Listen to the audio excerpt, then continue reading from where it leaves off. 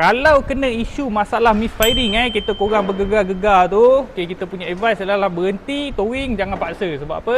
Sebab kalau paksa, kemungkinan besar ni head memang buang je. Khidmat pesanan masyarakat kepada owner-owner Mercedes CLA, GLA, A-Class model W177 yang model-model latest lah, yang menggunakan enjin M260 daripada model 25 dengan 35 alright. So 25 dengan 35 model apa yang ada? Dia ada kat CLA, GLA, A-Class dengan GLB tau.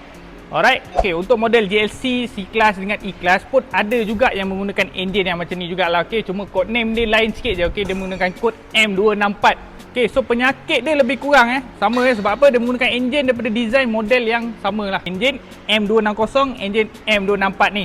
Alright, so apa masalah dia? Ni, loss compression. Enjin dia loss compression. Macam kita customer ni datang kat kita orang, dia ada masalah dengan misfiring. Selepas kita dah check dan dah buat, spark plug kita dah tukar, ignition coil kita dah tukar, injector pun kita dah check, dah swap. Misfiring dia still maintain dekat piston yang sama, iaitu piston nombor 2. Alright. So bila misfiring maintain kat piston yang sama, walaupun kita dah buat injection coil, spark plug dengan injector, selalunya next step pula kita akan check bahagian internal lah. Macam kereta ni bila kita buat compression test, dia loss compress, bukan loss dia low compress. Dia ada masalah low compression dekat piston nombor 2 tau. So untuk model ni boleh dikatakan, nak kata common issue pun tidak lah, tapi so far kita dah dapat dekat 3 biji cases. Alright, dia punya masalah bila loss compress ni berpunca daripada enjin tu sendiri lah, spesifik bahagian head.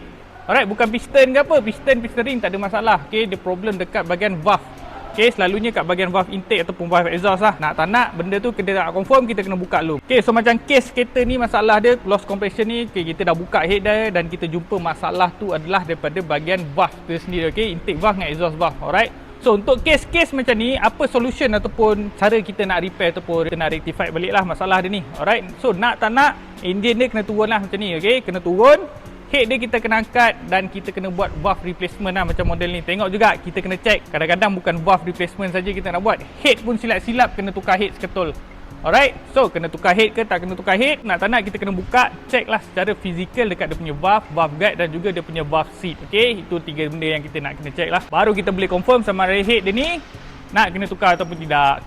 Tapi kebanyakan kes kita dapat head masih boleh diselamatkan lagi. Pada owner-owner Mercedes yang menggunakan enjin M260, 264 tak kisah daripada CLA ke, GLA, A-Class, GLB, model 250 dengan model 35. Untuk C-Class dengan GLC, ada version yang menggunakan enjin yang sama ni juga, tapi enjin M264 Kalau kena isu masalah misfiring kita korang bergegar-gegar tu, kita punya advice adalah berhenti, towing, jangan paksa. Sebab apa? Sebab kalau paksa, kemungkinan besar ni head memang buang je, kena tukar head lain lah. Alright. So untuk pengguna-pengguna Mercedes kat luar sana, tak kisahlah Mercedes ke kereta-kereta Continental kat luar sana, yang berada berhampiran Putrajaya dan juga Cyberjaya, nak cari tempat nak repair, nak servis kereta korang, tak kisah daripada enjin ke, gearbox ke, suspension ke, aircon sekalipun, boleh Roger kita orang Transmatic Autobans di Taman Putra Perdana Puchong. Apa Roger?